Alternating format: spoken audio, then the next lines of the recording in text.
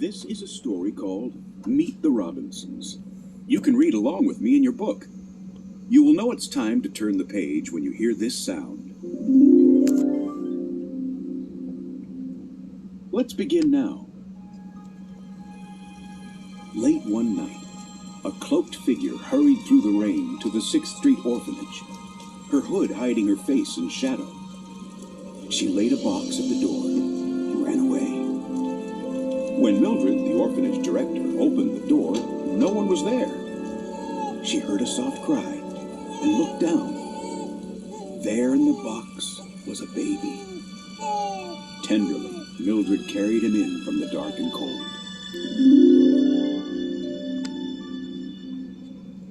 "12 years later, Louis had become a smart boy who could invent anything except what he wanted most, a family. One day, as Louis showed a prospective couple, the Harringtons, his peanut butter and jelly sandwich making machine, the machine exploded. Peanut butter sprayed all over Mr. Harrington, who had a peanut allergy.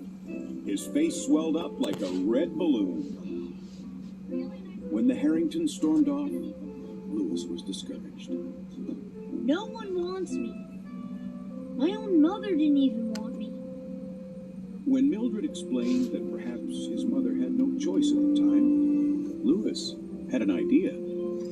He would invent a memory scanner to help him remember his mother. Then he'd find her, and they would be a family.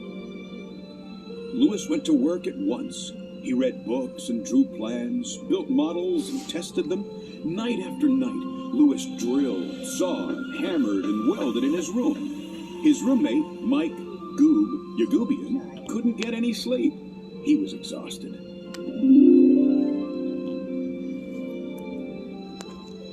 At last, the memory scanner was ready, just in time for the school science fair. As Louis hurried to the school gym, Goob stumbled sleepily to his championship baseball game. At the gym, Louis set up his scanner. Suddenly, a boy yanked him beneath the blanket covering it.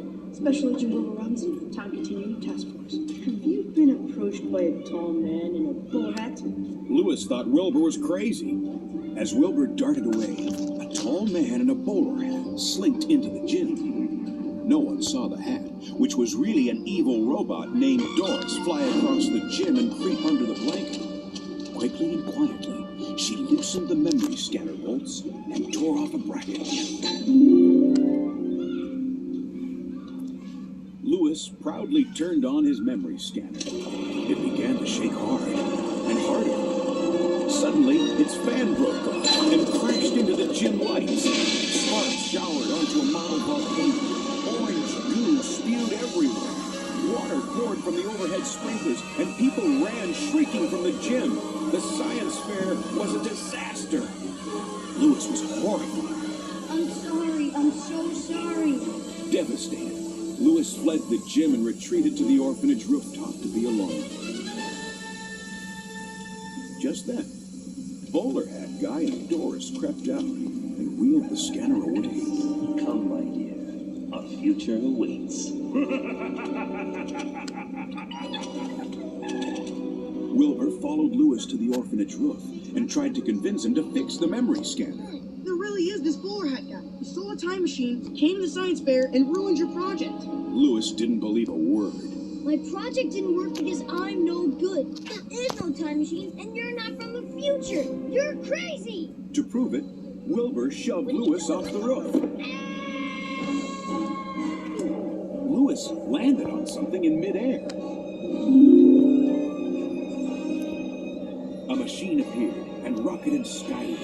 As it burst through waves of light and color, Wilbur pointed to buildings gleaming below. The future! This proof enough for you? Louis was thrilled.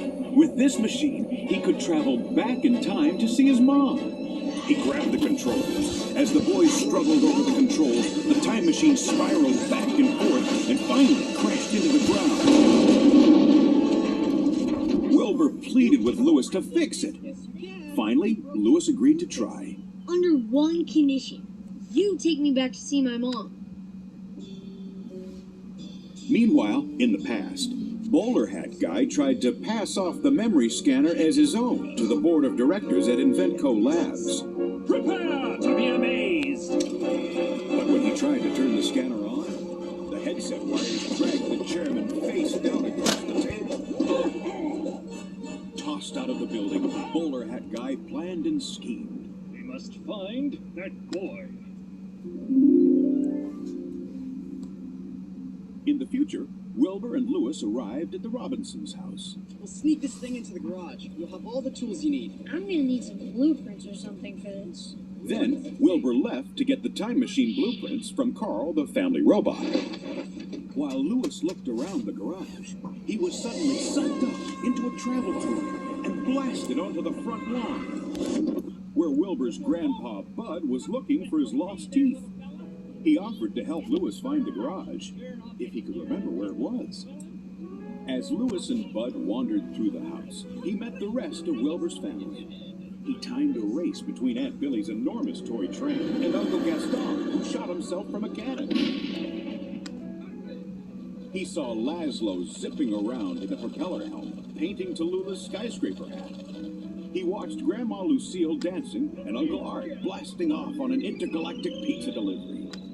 Wilbur's mother, Franny, was conducting a band of musical frogs. Soon, Lewis was shaking maracas to the beat.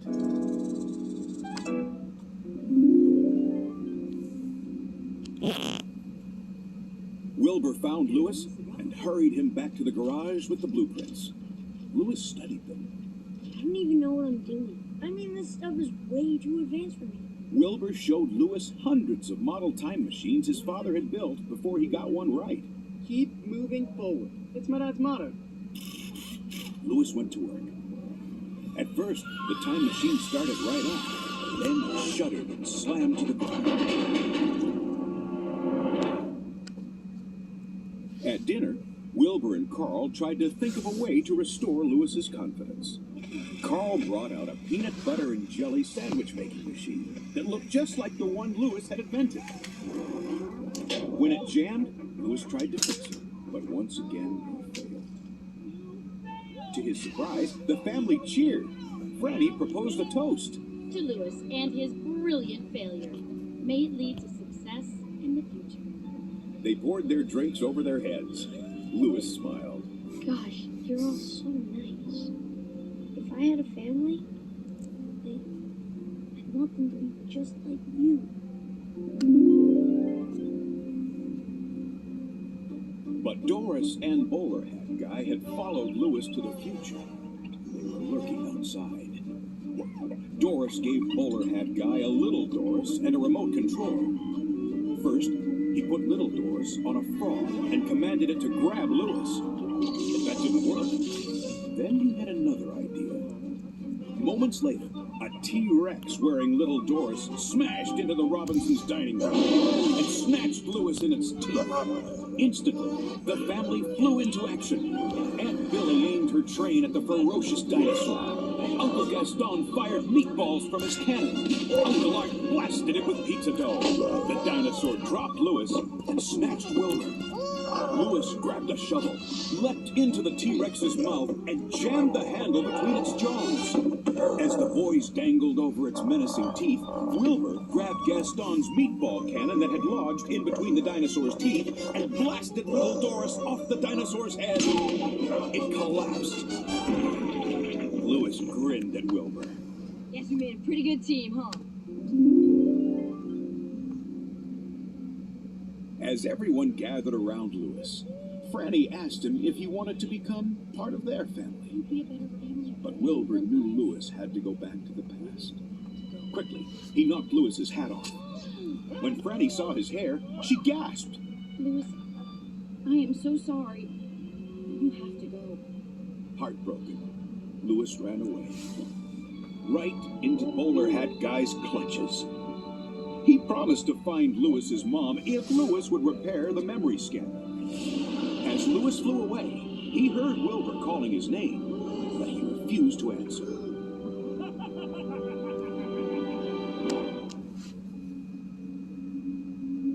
Late that night, in the old deserted 6th Street orphanage, village. Lewis finished rebuilding the memory scanner. Okay, take me to see my mom now.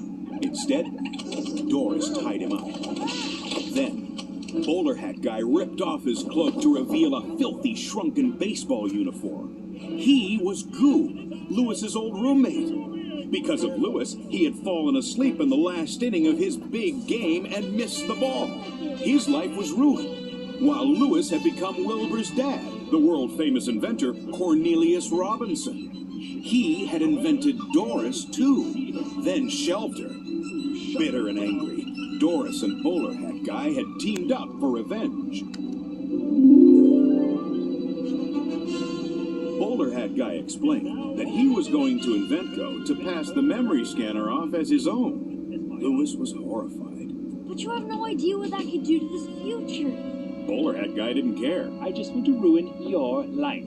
He dragged Lewis to the roof. When Lewis saw Carl and Wilbur peeking over the edge, he grabbed the scanner and flung himself into Carl's arms. But Doris was too quick. As Carl raced away, she harpooned him and snatched the scanner. Then she and Bowler Hat Guy sped off in the stolen time machine into the past. Take a good look around, boys, because your future is about to change.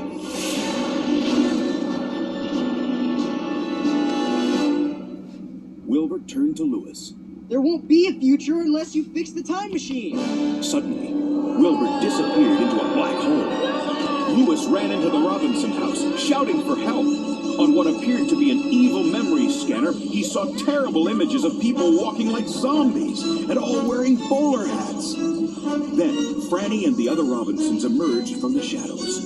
They were under Doris's control. Lewis raced back to the time machine and flung himself inside. He worked frantically as the Robinsons circled him, pounding the time machine with their fists. The time machine roared to life. Lewis shot from the garage. Behind him, the Robinson house suddenly sprouted giant metal legs and turned into an evil Megadoris. It stalked after him, giant claws snapping. Swarms of bowler hats attacked him. Lewis swerved and dodged. He ducked into a long tunnel, but Megadoris was blocking the exit. Lewis sped toward her giant red eye. Take a good look around, Doris, because your future's about to change. He punched a date into the time machine controller, smashed through the red eye, and rushed to the past.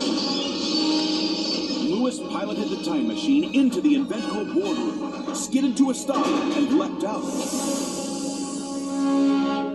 Goob, stop! She's using you, Goob, and when she gets what she wants, she'll get rid of you. Bowler Hat Guy didn't believe Lewis until Doris flew across the room with her steely claws extended, ready to attack Lewis. As she charged, Lewis spoke calmly. I am never going to invent you. With his words, Doris disappeared forever.